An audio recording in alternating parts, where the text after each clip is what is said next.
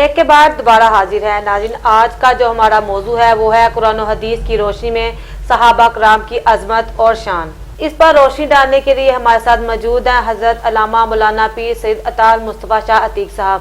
तो नाज़रीन, आज की ट्रांसमिशन में हमारे साथ जो मेहमान खुसूसी हैं, इनका ताल्लुक तलीम के शोबा से है और बहुत से ये तालिब इल्मों को पढ़ा चुके हैं और बहुत से इनके शागिर्द हैं जो इस वक्त आला मकाम पर फैज़याब हैं। तो नाज़रीन, इसी पर मुझे वो हदीस भी आप सल्लल्लाहु अलैहि वसल्लम की याद आई कि आप सल्लल्लाहु अलैहि वसल्लम ने फरमाया, इल्म हासिल करना हर मुसलमान मर्द और औरत पर फ़र्ज़ है। नाज़रीन, ये इसलिए भी ज़रूरी है कि ना सिर्फ इल्म हासिल करना मिसाल के तौर पर काम करने के लिए, नौकरी करने के लिए, बल्कि घरेलू ज़िंदगी भी बसर करने के लिए अगर इल्म हो तो इंसान जो अपने काम है वो भी बहुत जल्द निपटा सकता है। मिसाल के तौर पर अगर ख़वातीन के बारे में कहा जाए तो ख़वातीन भी इल्म की ही बदौलत घर में खाना वगैरह पका सकती हैं और बच्चे को जब बीमार हो जाता है अद्वियात दे सकती हैं। तो नाज़रीन, मैं जनाब हाफिज़ मोहम्मद इलियास मुस्तफ़ाई को आज की ट्रांसमिशन में वेलकम कहता हूँ। तो सबसे पहले नाज़रीन, आज का जो हमारा मौजू है सहाबा कराम की अज़मत व शान कुरान और हदीस की रोशनी में, तो इस पर बात करेंगे। सबसे पहले नाज़रीन, कुरान पाक में सहाबा कराम की अज़मत और शान के हवाले से क्या कहा गया है? बिस्मिल्लाहिर्रहमानिर्रहीम। मुहम्मदुर रसूलुल्लाह वल्लज़ीना मअहु अशिद्दाउ अलल कुफ़ार रुहमाउ बैनहुम तराहुम रुक्कान सुज्जदा यब्तगून फ़ज़लन मिनल्लाहि व रिदवाना। अल्लाह ताला ने कुरान पाक के अंदर मुतअद्दिद जगह पे सहाबा कराम का जिक्र बयान किया है, सहाबा कराम की अज़मत को बयान किया है और सहाबा कराम की जो खिदमात हैं दीन इस्लाम के लिए उनका अल्लाह पाक ने जिक्र किया है। तो जो मैंने चंद कलिमात तिलावत किए हैं इसके अंदर फरमाया मुहम्मद रसूलुल्लाह, मोहम्मद सल्लल्लाहु अलैहि वसल्लम अल्लाह के रसूल हैं। वल्लज़ीना मअहु अशिद्दाउ अलल कुफ़ार, जो उनके साथी हैं वो कुफ़ार पे सख्त हैं। रुहमाउ बैनहुम, वो आपस में बड़े नरम दिल हैं। तराहुम रुक्कान सुज्जदा, आप जब उनको देखेंगे वो रुकू करते हुए नजर आएंगे, यहाँ पे सजूद करते हुए नजर आएंगे। और सहाबा कराम के इसके अलावा कुरान पाक की मुतअद्दिद आयात के अंदर अल्लाह ताला ने अज़मत और शान फजीलत को बयान किया है। फरमाया रज़ियल्लाहु अन्हुम व रदू अन, अल्लाह उन पे राज़ी है, वो रब की रज़ा पे राज़ी है। फिर कुरान पाक के अंदर अल्लाह ताला ने बैत रिज़वान का जिक्र बयान फरमाया, उसमें सहाबा कराम की अज़मत को बयान फरमाया। और जब नबी करीम अलैहिस्सलातु वस्सलाम ने सहाबा कराम से बैत ली तो उसकी पूरी तफसील अल्लाह ताला ने कुरान पाक के अंदर बयान फरमा दी है। और भी बहुत से मुतअद्दिद मकामात पे कुरान पाक के अंदर अल्लाह ताला ने सहाबा कराम की इज्जत अज़मत को बयान किया है। तो कारी साहब ये बताए कि हदीस की रोशनी में सहाबा कराम की क्या अजमत है? नबी करीम अलैहिस्सलातु वस्सलाम आपने फरमाया, जिसने मेरे सहाबा को तकलीफ दी उसने मुझे तकलीफ दी। तो जो रसूलुल्लाह को तकलीफ पहुँचाएगा आप अंदाज़ा करें कि उसका अंजाम क्या होगा। वो कुरान ने बयान किया, वल्लज़ीना युज़ून रसूलल्लाहि लहुम अज़ाबुन अलीम। फरमाया वो लोग जो रसूलुल्लाह को इज़ा देते हैं, परेशानी करते हैं, तकलीफ पहुँचाते हैं, उनका ठिकाना अल्लाह ताला ने जहन्नम में रखा हुआ है। तो नबी करीम अलैहिस्सलातु वस्सलाम ने एक और मकाम पे फरमाया कि मेरे सहाबा सत्तारों की मनिंद हैं। और फिर फरमाया जो इनकी इक्तदा करेगा अल्लाह पाक उनको हदायत अता फरमा देगा। तो लिहाजा सहाबा कराम की अज़मत और शान के बारे में काफ़ी अहादीस मुस्तफ़ा मौजूद है जिनसे पता चलता है कुरान की रोशनी में भी सहाबा कराम की शान और अज़मत बुलंदो बाला है और अहादीस मुस्तफ़ा की रोशनी में भी सहाबा कराम को इज़्ज़त और आला मुकाम से नवाजा गया है। कर साहब, ये सवाल तो वैसे मुझे आपसे पहले कर लेना चाहिए था, लेकिन अभी मेरे ज़हन में आया कि बाज़ लोगों को सहाबी का मतलब नहीं पता। तो ये बताइएगा कि सहाबी किसे कहते हैं? बहुत अच्छा सवाल किया आपने। सहाबी किसे कहते हैं? सहाबा कराम की इज़्ज़त और अज़मत तो हम सुनते रहते हैं, बयान करते रहते हैं, لیکن آپ نے اچھا سوال کیا کہ جس کی تعریف کرنی ہے، شان بیان کرنی ہے، اس کے بارے میں پتہ تو ہونا چاہیے نا جی بالکل، کہ صحابی کسے کہتے ہیں۔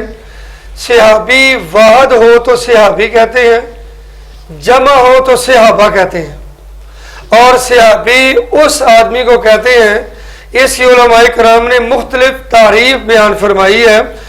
حضرت امام احمد بن حنبل رحمۃ اللہ علیہ، امام بخاری رحمۃ اللہ علیہ، آپ فرماتے ہیں کہ صحابی اس آدمی کو کہتے ہیں جس نے ایمان کی حالت میں رسول اللہ کی زیارت کی ہو۔ سبحان اللہ۔ سبحان بعض نے فرمایا 1 سال 2 سال، اور بعض نے فرمایا کہ جس نے ایمان کی حالت میں رسول اللہ سے ملاقات کی ہو اور اس ایمان کے اوپر اس نے وفات پائی ہو، اس کو صحابی کہتے ہیں۔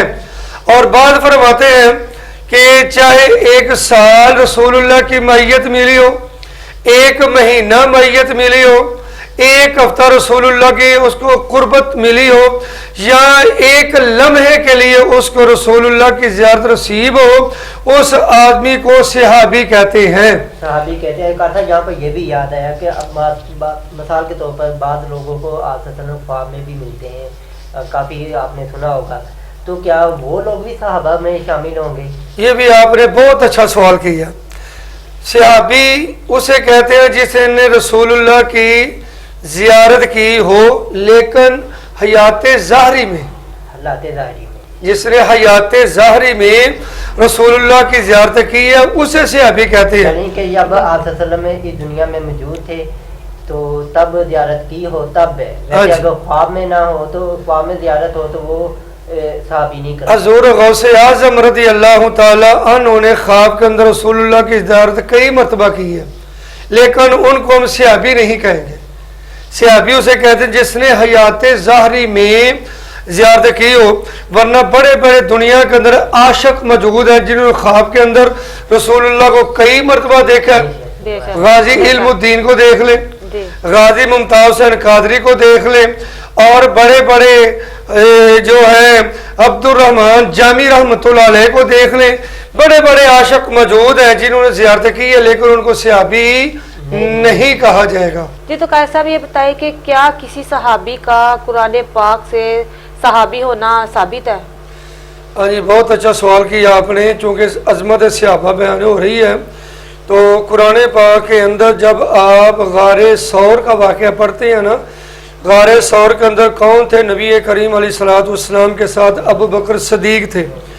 تو جب کفار مکہ تلاش کرتے کرتے غار ثور کے قریب آپ پہنچے تو سیدنا صدیق اکبر نے عرض کی حضور کفار پیچھا کرتے کرتے آگے ہیں، تو وہاں پر رسول کریم صلی اللہ علیہ وسلم نے فرمایا اذ یقول لصاحبہ لا تحزن ان اللہ معنا، فرمایا کہ غم نہ، یاد کرو جب انہوں نے اپنے صحابی سے کہا نہ گھبراؤ بے شک اللہ ہمارے ساتھ ہے، تو یہ وہ واحد شخصیت ہے ابو بکر صدیق رضی اللہ تعالیٰ عنہ جن کا صحابی ہونا قرآن پاک سے ثابت ہے۔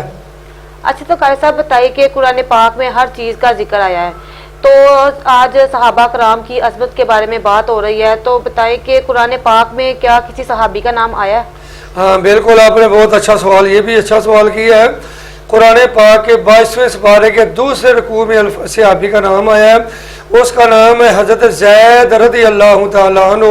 فلما قضا زید منہا وطرا زوجناکہا، یہ واحد شخصیت ہے حضرت زید رضی اللہ تعالیٰ عنہ جن کا نام پاک قرآن پاک کے اندر موجود ہے۔ اچھا تو کرتا یہ بتائیے گا کہ قرآن پاک میں صحابہ کرام کی خلافت کی ترتیب کا بھی ذکر کیا گیا ہے؟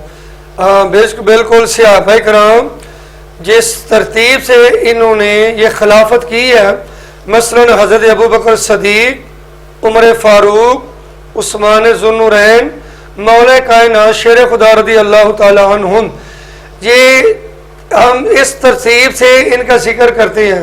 ہم کہتے ہیں کہ پہلے خلیفہ ابو بکر ہے، اس کے بعد عمر فاروق ہے، اس کے بعد عثمان غنی ہے، ان کے بعد مولا کائنات ہے۔ تو یہ پوری ترتیب اللہ نے قرآن کے اندر بیان فرما دی ہے۔ تو جب ترتیب اللہ نے بیان فرما دی، ترتیب رکھ دی، تو اس میں کئی حکمتیں ہیں اور ہوا بھی ایسے ہی ہے۔ मसलन कुरान पाक की आयत है वल्लज़ीना मअहू अशिद्दाउ अलल कुफ़ार रुहमाउ बैनहुम तराहुम रुक्कान सुज्जदा। मुफस्सिरीन इकराम फरमाते हैं वल्लज़ीना मअहू, इससे मुराद अबू बकर सदीक है। अशिद्दाउ अलल कुफ़ार, इससे मुराद उमर फारूक है। रुहमाउ बैनहुम, इससे मुराद उस्मान गनी है। तराहुम रुक्कान सुज्जदा, इससे मुराद मौला अली हैं। तो अल्लाह ने फरमा दिया कि मोहम्मद रसूलुल्लाह के बाद अबू बकर होगा, उसके बाद उमर होगा, उसके बाद उस्मान गनी, फिर हजरत अली अल-मुर्तज़ा रज़ियल्लाहु ताला अन्हु खलीफा बनेंगे। अच्छा, तो क्या साहब, जैसा कि आपने हज़रत अबू बकर सिद्दीक़ के बारे में बताया, उमर फारूक के बारे में बताया, तो मेरी बात एक ज़हन में आई है कि खुलफाए राशिदीन जो हैं ये कौन लोग हैं, किनको ये कहा जाता है? हाँ, आम तौर पे जो हम खुलफाए राशिदीन कहते हैं वो चार का हम जिक्र करते हैं, चार को हम शामिल करते हैं अमूमी तौर पे। अबू बकर सिद्दीक़ रज़ियल्लाहु ताला अन्हु, उमर फारूक रज़ियल्लाहु ताला अन्हु, उस्मान ज़ुन्नुरैन रज़ियल्लाहु ताला अन्हु, हज़रत मौला कायनात शेर खुदा रज़ियल्लाहु ताला अन्हु। हम इनको खिलाफत राशिदा में शुमार करते हैं। लेकिन हदीस मुस्तफ़ा ये है, नबी करीम अलैहिस्सलातु वस्सलाम आपने फरमाया मेरे बाद खिलाफत चलेगी कितनी देर? 30 साल चलेगी। 30 साल मेरे बाद खिलाफत का दौर होगा। तो हज़रत अबू बकर सिद्दीक़ रज़ियल्लाहु ताला की खिलाफत, हज़रत उमर फारूक की खिलाफत का दुरानिया, उस्मान गनी का दुरानिया खिलाफत का, मौला अली का, ये सारा दुरानिया का अगर एक्समेट लिया किया जाए तो 29.5 साल बनते हैं। कार साहब, आपने पहले कहा था कि 30 साल खिलाफत चलेगी, तो लेकिन जिस तरह आपने बताया ये तो 29.5 साल बनते हैं, तो 30 साल किस तरह मुकम्मल होंगे? इसके बाद ये चारों खुलफा की जो खिलाफत का दुरानिया है वो 29.5 साल बनता है। हज़रत अली अल-मुर्तज़ा रज़ियल्लाहु ताला अन्हु के बाद जो मसनद खिलाफत पे बैठे हैं उनका नाम हज़रत इमाम हसन मुज्तबा रज़ियल्लाहु ताला अन्हु है। उन्होंने खिलाफत 6 माह की है और लिहाजा 29.5 साल में 6 माह खिलाफत इनकी डाले तो 30 साल मुकम्मल होती हैं। तो ये साबित हुआ कि खिलाफत राशिदा में 4 बंदे नहीं, इसमें 5 बंदे शामिल हैं। हज़रत अबू बकर सिद्दीक़, उमर फारूक, उस्मान गनी, मौला अली और इमाम हसन मुज्तबा रज़ियल्लाहु ताला अन्हु की ज़ात पाक। अच्छा, तो कार साहब ये बताइएगा कि 30 साल की तो खिलाफत होगी, लेकिन जो उसके बाद खिलाफतें आई हैं, जिस तरह खिलाफत उस्मानिया है और दूसरी खिलाफतें आई हैं, हर दौर में कोई ना कोई खिलाफत आप के बाद यानी कि ये सहाबा कराम के बाद खिलाफत चलती आ रही है। तो क्या ये खिलाफतें मुसलमानों के लिए ज़रूरी थी या इसके मतलब आप क्या कहना चाहिए?